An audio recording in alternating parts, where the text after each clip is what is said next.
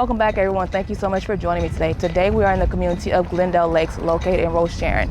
Now, the building we're going to view today is called Saratoga Homes. Now, the model that we're going to see today, they are not building anymore, but they are building a similar model called the Elise in another community, which is not too far from here in Alvin, Texas.